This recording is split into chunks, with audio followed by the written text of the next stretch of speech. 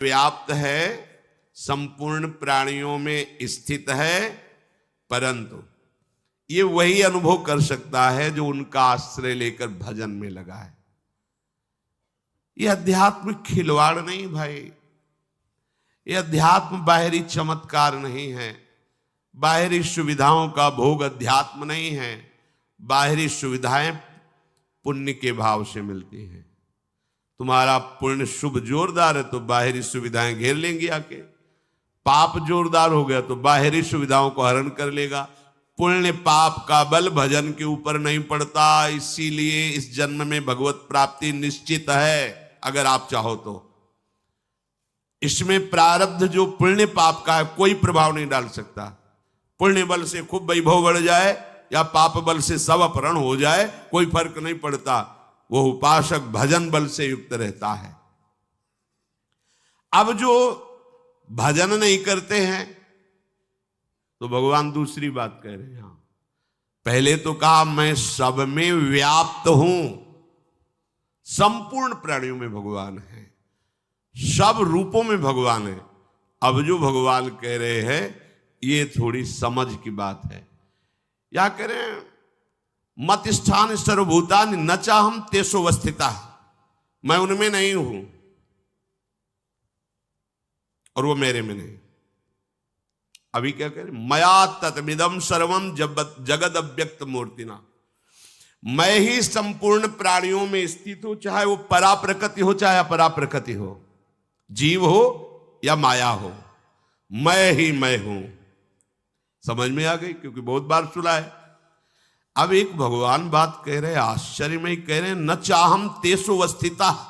पहली बात का मया तद्विदम सर्वम जगद अव्यक्त मूर्तिना, मैं सब में विराजमान हूं। पहली बात के विरुद्ध भगवान यहां बोल रहे, मैं उनमें स्थित नहीं हूं, मैं सब में स्थित हूं, सब में। अब इसमें कह रहे भगवान न चाहम तेषु अवस्थिता, मैं उनमें स्थित नहीं हूं। किन में? जो मेरा आश्रय लेकर भजन नहीं कर रहे हैं। जब सिद्धांत में बोलेंगे तो बोलेंगे क्रूर पापी दुष्टात्मा में भी भगवान विराजमान है, और भगवान यहां स्वयं कह रहे हैं मैं उनमें नहीं हूं। इसका भाव समझे, बड़ा सूक्ष्म भाव है। जैसे उदाहरण में समझेंगे आप, भगवान ने कहा कि आत्मा का जन्म मरण नहीं होता है, न कोई जन्मता है न कोई मरता है, जो आत्म स्वरूप है। पर अर्जुन यदि तुम मानते हो जन्म मृत्यु को, आत्मा का नहीं होता, न जायते मृत्युः कदाचित्। लेकिन यदि तुम मानते हो तो जातस्य ही ध्रुव मृत्यु, जिसका जन्म हुआ निश्चित मरेगा। दो बात की ना, पहली बात में ना किसी का जन्म है ना किसी की मृत्यु है। किसकी? जो आत्मस्वरूप में स्थित है उसको यह अनुभव होगा। लेकिन जो शरीर में स्थित है, जो जातस्य ही ध्रुव मृत्यु, वो जन्मा मरेगा निश्चित। अब यहां बात समझो, पहले शब्द में भगवान बता दिया कि मैं सब में हूं। अब फिर कह सकते कि जब भगवान हम में है तो हमारे कल्याण में अब कमी क्या हो सकती? भगवान ही आकर विराजमान है। भगवान कर मैं उसमें नहीं हूं। किस बात में? समझना होगा। यदि मैं उसमें स्थित होता तो जो परिवर्तन उसका होता वो मेरा भी होता। मैं तो अविनाशी हूं और वो स्थित है विनाशी शरीर भाव में, तो मैं उसमें नहीं हूं। उसके भाव में मैं नहीं हूं, इसलिए मैं नहीं हूं। सूक्ष्म भाव समझना, क्योंकि अगर मैं हूं उसके भाव में तो मेरा भाव आएगा। मैं अविनाशी हूं तो वो अविनाशी होगा, मैं चिदानंद हूं तो चिदानंद होगा। ये सब मेरे लक्षण उसमें नहीं है। क्यों? क्योंकि वो विनाशी शरीर भाव में, इसलिए मैं नहीं हूं। होते हुए भी मैं नहीं हूं। आत्मा का जन्म मरण ना होते हुए भी जन्म मरण होता है। ये गूढ़ विषय पवित्र बुद्धि में समझ में आएगा। उसका परिवर्तन होता है तो मेरा परिवर्तन होता है, उसका नाश होता है तो मेरा नाश होता है, उसका अभाव होता है तो मेरा अभाव होता है। लेकिन मेरा ना कभी अभाव होता है, ना परिवर्तन होता है, ना नाश होता है। क्यों? क्योंकि मैं उसमें हूं ही नहीं। किसमें? जो मेरा आश्रय लेकर के भजन करते हैं उनको ये अनुभव आएगा कि मैं उनमें हूं, वो मेरे में है, और जो मेरा आश्रय नहीं लेते, भजन नहीं करते, तो वो किसका आश्रय लिए? परिवर्तन विनाशशील शरीर संसार का। इसलिए मैं उनके भाव में नहीं हूं। तो भाव में नहीं तो नहीं है। हमारे भाव में भगवान नहीं तो कहीं भगवान नहीं है। वो दुष्ट नीच पापी ऐसा दर्शन होता है। हमारे भाव में भगवान है तो सर्वम खलविदम, सब जगह भगवान। बात समझना, मैं नहीं हूं उनमें। तो कहते परिवर्तनशील अगर शरीर है, पंचभूत है, तो पीछे तो भगवान ने कहा कि अपरा प्रकृति भी मैं हूं, तो पंचभूत भी तो भगवान है। तो बोले वो मानता कहां है? वो मानता कहां? उसके भाव में नहीं ना, इसलिए मैं नहीं हूं। समझ पाए? होते हुए भी भगवान ने मना कर दिया कि मैं नहीं हूं। बोले भगवान क्यों नहीं देख रहे, उनको क्यों नहीं बचा रहे? क्योंकि वहां नहीं है। नहीं है तो सर्वम, सब जगह भगवान। तो वो मानता कहां है? उसने पुकारा कहां? उसने भजा कहां? इसीलिए सब हो रहा है। ये बड़ा सूक्ष्म विषय है। तात्पर्य है परिवर्तनशील नाशवान अभाव में यदि तुम्हारा भाव है तो भगवान तुम में रहते हुए भी तुम में नहीं है उन्हीं की धरा में हो, पर तुम्हारे भाव में नहीं रहा तो नहीं है भगवान। जैसे शिल्पिल्ले बाई को कोई आकार विग्रह नहीं दिया था गुरुजी ने, ऐसे पत्थर को टुकड़ा दे, प्योर पत्थर, कोई आकार नहीं, और कहा ये तुम्हारे भगवान श्याम सुंदर है।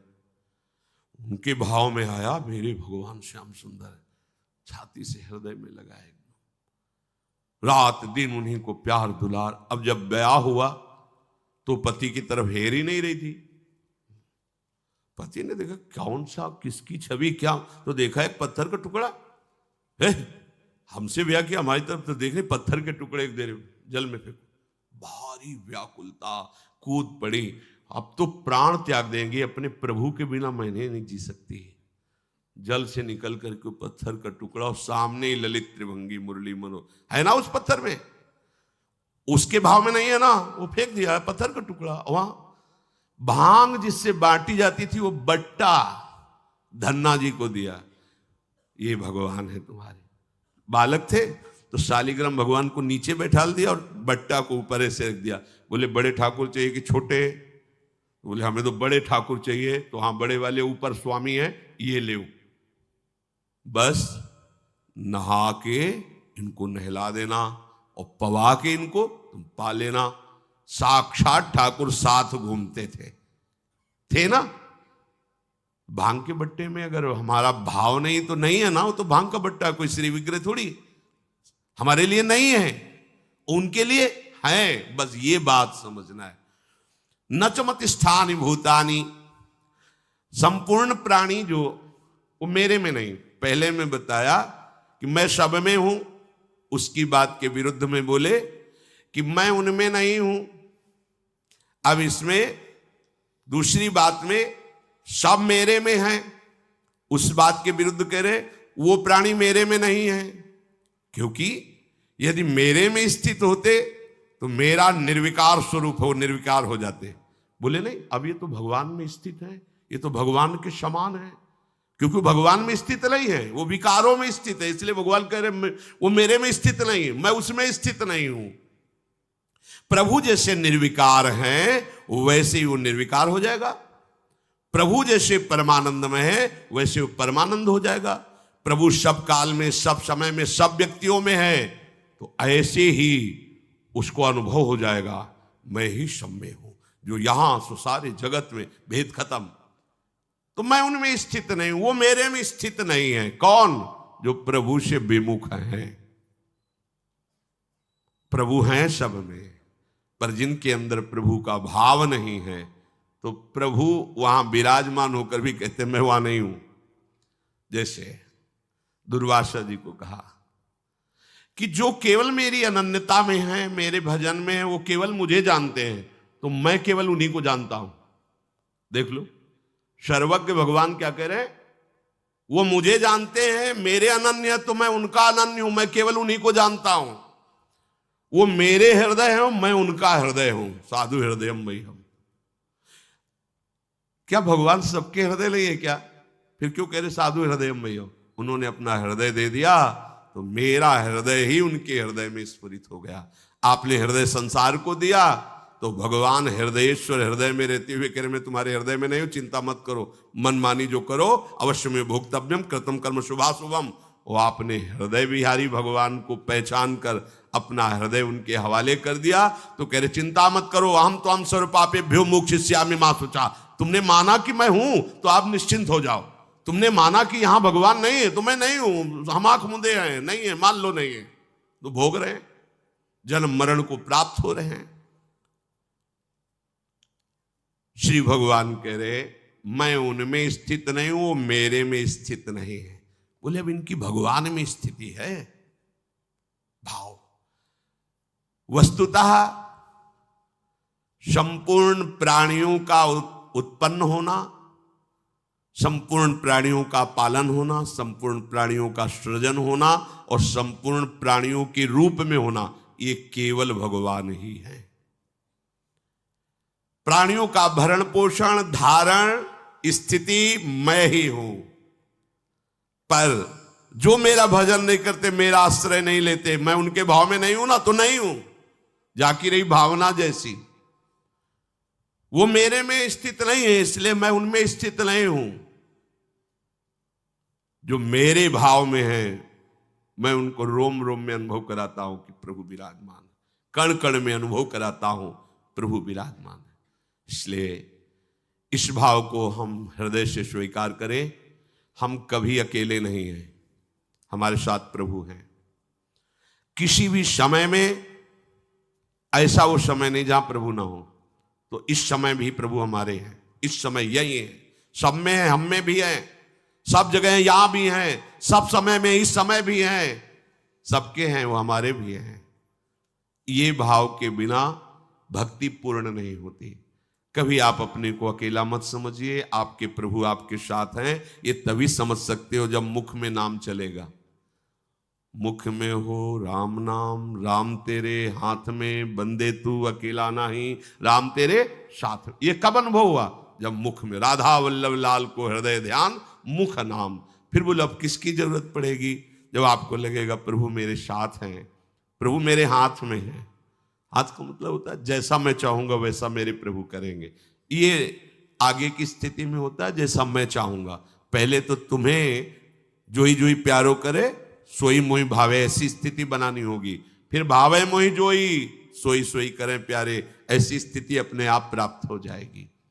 प्रभु का आश्रय लेकर निरंतर भजन, एक एक सेकंड एक एक श्वास तुम्हारी बहुत कीमती है प्यारे।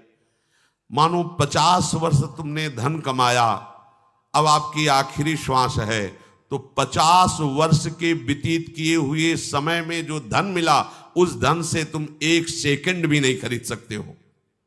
50 वर्ष की कमाई हुई संपत्ति से तुम एक श्वास भी नहीं बढ़ा सकते हो। सोचो तुम्हारी श्वासें कितनी कीमती हैं। इन श्वासों की सार्थकता है राधा राधा राधा। लाडली जी के चरणों का आश्रय लेकर नाम जप कीजिए, निहाल हो जाओगे, आनंद समुद्र में डूब जाओगे, दुख का निशान भी नहीं रहेगा, कोई शोक कोई भय तुम्हें स्पर्श नहीं कर पाएगा। बड़ा आश्चर्य है, यहां बाहर कुछ नहीं सुधारना, साधना से अपनी दृष्टि सुधारनी। दृष्टि सुधर गई तो किसी सूझ वाली आंख ने पहचान की, कण कण में झांकी भगवान की। वो ललित त्रिभंगी मुरली मनोहर अपने आराध्य देव को सर्वत्र देखता है। जड़ चैतन्य कछु नहीं दिखत, जित दिखत तित श्याम खड़े। समझो, श्री नरहरदास जी बड़े महापुरुष हुए, वो कह रहे जड़ चैतन्य कछु नहीं दिखत। हमें तो जड़ चैतन्य दिखाई दे रहा है, गुण दोष दिखाई दे रहा है। ये हम अभी मोहांधकारमयी दृष्टि से युक्त है, अभी ज्ञान का प्रकाश नहीं हुआ। भगवत भक्ति से जब ज्ञान का प्रकाश होता है तो उसे दिखाई देता मेरा प्रभु ही, वास्तविक प्रभु ही था, प्रभु ही है, प्रभु ही रहेगा। पर प्रभु कह रहे हैं कि हे परम तप अर्जुन, जो मेरे इस धर्म की महिमा पर, मेरी इस बात पर श्रद्धा नहीं रखते, वो कभी मुझे प्राप्त नहीं कर पाते। वो मृत्यु रूपी संसार चक्र में बार बार जन्मते मरते रहते हैं। श्री भगवान कह रहे, और अपने लोग देखो अरबों जन्म हो गए, बार बार जन्म, बार बार मरण। संसार धर्मई विमुहि माना। ये संसार प्रकृति ऐसा है कि हमें घसीट लेता है और मोहित कर लेता है। बिल्कुल ऐसा सत्य लग रहा है, बड़े आश्चर्य की बात कि ये शरीर सत्य है और इसी शरीर से कई शरीरों को फूंका जाता है। रिश्तेदार, नातेदार, व्यवहारी, पुत्र, पत्नी, कोई भी पधारा तो उसको ये ज्ञान नहीं हो रहा कि इस शरीर नाशवान है, इसकी ये दुर्दशा होती है। थोड़ी देर के लिए भले वो दूसरों का जब कोई रोता है ना तो समझाते भैया ऐसे ही है, सबका शरीर ऐसे ही नष्ट होगा, हमें तुम्हें भी मरना पड़ेगा, यही गति होती है। अब चुपा जाओ, जितने हैं उन्हीं में राग कर लो, 2 लड़के बचे हैं उन्हीं को प्यार दुलार करो। ये नहीं कहता कि सब देख रहे हो क्या और वो गाते भी चलते हैं सत्य बात, कहते हैं राम नाम सत्य है, सत्य बोलो मुक्ति है, भगवान का नाम परम सत्य है। ये सब लोग देहात में यही गाते हैं, जब शव ले जाते हैं तो शव यात्रा में गाते राम नाम सत्य है, पर स्वीकार नहीं करते, केवल गाते हैं। स्वीकार कर ले कि सत्य तो केवल हरे नामई, हरे नामई, हरे नामई केवलम, सत्य तो केवल भगवान का नाम, तो जीवन सार्थक हो जाए। पर बड़े आश्चर्य की बात है, ये अपने शरीर को सत्य मानते हैं, कुटुंबियों के स्नेह को सत्य मानते हैं, धन संपत्ति को सुख रूप मानते हैं, उत्पत्ति विनाशशील प्रतिक्षण परिवर्तनशील जगत के व्यक्ति वस्तु पदार्थ घटना को सत्य मानते हैं। कौन? जिन्होंने भगवान की तरफ दृष्टि नहीं की, तो उन्हें फिर बार बार दुख सुख जन्म मरण परिवर्तन ये प्राप्त होता रहता है। जिस योनि में जाते हैं उसी योनि में आसक्त हो जाते हैं, फिर अगली योनि, फिर अगली। कब तक भागते रहेंगे? थक गए। अरे थोड़ा तो विचार करो, कब तक? कोई यहां टिकने का स्थान ही नजर नहीं आ रहा है। माता पिता के चरणों में सर रखकर स्वतंत्र होकर के तो कितने दिन वो अंतर्ध्यान हो जाएंगे। वो किसको हम माने अपना, क्या अपना माने? चलो शरीर को लेकर स्वस्थ है, कब नष्ट हो जाए। कोई एक तो ऐसा होना चाहिए जो मेरा अविनाशी मित्र हो, सदा सदा मेरी रक्षा करे, मुझे सुख प्रदान करे। जब ऐसी मांग होगी तो वो केवल एक निकलते हैं, प्रभु, दूसरा कोई नहीं। पूरी सृष्टि को छानने के बाद एक ही बात समझ में आ जाती है कि केवल एक हमें प्यार करने वाले, हमारे निरंतर समीप रहने वाले, हमारे अहेतुकी सुहृद कृपालु भगवान है, दूसरा नहीं। मृत्यु संसार वर्तमनी, इस संसार में मरना ही मरना है, इसका नाम मृत्यु लोक है, मरना ही मरना। प्रश्न उत्तर में आते हैं, कहते हैं कि भगवान का हमने कभी कुछ बुरा तो किया नहीं, भगवान ने हमारे साथ बड़ा बुरा किया, एक ही लड़का था उसको छीन लिया। अब क्या उत्तर उनको दे, इतने मोहांधकार में फंसे हुए, अब क्या उनको उत्तर दे? तुम्हारा लड़का था, तुम जान पाए? तुम्हारी क्या सामर्थ्य है कि तुम कुछ एक अंगुली की भी रचना कर लो? पुत्र बनाना तो बहुत बड़ी बात है, तुम्हारी अंगुली काट दी जाए, तुम नई उसको प्रकट कर दो तो जाने कि तुमने पुत्र रचना की है। अरे पागल, वो भगवान का ही है। जितने समय के लिए यहां जो लीला के लिए आया कि अंतर ध्यान हो गया, तुमने उसे अपना मान लिया, प्रभु को अपना नहीं माना, इसलिए तुम्हें शोक, ये दंड तुम्हें मिल रहा है, ये तुम्हें दुख भोगना पड़ रहा है। भागवत में श्री चित्रकेतु जी के चरित्र में आता है कि उनके बहुत सी रानियां थी, बहुत से में 1 करोड़ रानियां थी। वो संतान के लिए बहुत व्याकुल रहते थे, किसी भी रानी से गर्भ नहीं हुआ। धर्म का आचरण करते थे, संतों पर भाव रखते थे। तो एक दिन देवर्षि नारद जी और अंगिरा जी आए उनके इस मोह का नाश करने के लिए कि तुम पुत्र की जो हठ लगाए बैठे हो वृत्ति, ये ठीक नहीं है। आकर कहा कि राजन, तुम जो उदास रहते हो ठीक नहीं, ये पुत्र प्राप्ति की चाह का त्याग करो और श्री भगवान का भजन करो। ये कुछ दिन का जीवन है, पुत्र आदि तो एक लौकिक मान्यताएं हैं, लौकिक संबंध है, उनका हमें ज्ञान की जरूरत नहीं इस समय, क्योंकि ममता रत सन ज्ञान कहानी व्यर्थ होती है। जो ममता से युक्त है उसके ऊपर ज्ञान का प्रभाव नहीं पड़ता। मुझे पुत्र चाहिए, यदि आप हम पर कृपा करके आए हैं तो हमें पुत्र दीजिए। तो आपको पता होना चाहिए यहां सृष्टि की कोई भी वस्तु एक रस नहीं रहती, इसलिए प्राप्ति में हर्ष होता है और विछोह में शोक होता है। तो आपको पता है आपको भी हर्ष और शोक ही होगा, पर ममता से जो युक्त होता है उसको ज्ञान की बातें समझ में नहीं आती। उनका आप जो कामना कर रहे हैं ठीक है, भगवान की कृपा से उसकी पूर्ति होगी। सबसे बड़ी जो रानी थी वो गर्भवती हुई, संतान हुई, बेटा, ओ बड़ा हर्ष। अब तो जे ही राज दरबार से समय मिलता सीधे भाग के बड़ी रानी के महल में। जो अन्य रानियां थी वो आपस में बैठकर संगोष्ठी की,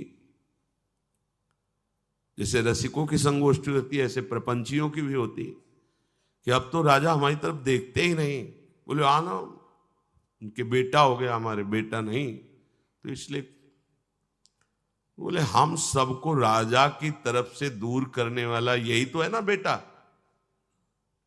मार देते हैं, बेटा मर जाएगा तो फिर आगे चलकर हम सबसे प्यार करेंगे, ऐसा ही। तो जो धायमा सेवा में थी तो रानियां ही थी, शासन और प्रलोभन दोनों वृत्तियों का प्रयोग करके उससे कहा बालक को जहर दे दो। दूध में जहर दे दिया गया। कुछ समय के बाद बड़ी रानी अपने बच्चे को लाड़ दुलार करने के लिए गई तो देखा श्याम वर्ण जहर का प्रभाव। अब हाहाकार, राजा व्याकुल होकर चित्रकेतु जी आए, कैसा विलाप कर रहे हैं। जब किसी धर्मात्मा को क्लेश होता है तो महात्मा वहां जरूर पहुंच जाते हैं, या उनको महात्माओं का सहयोग दे दिया जाता है, ये भगवान की तरफ से होता है। फिर अंगिराजी और देवर्षि नारद पधारे, कहा राजन तुमसे कहा था यहां की प्रत्येक वस्तु जो प्राप्त होती है उसमें हर्ष होता है, और चूंकि नाशवान इसलिए जब नष्ट होगी तो शोक होता है।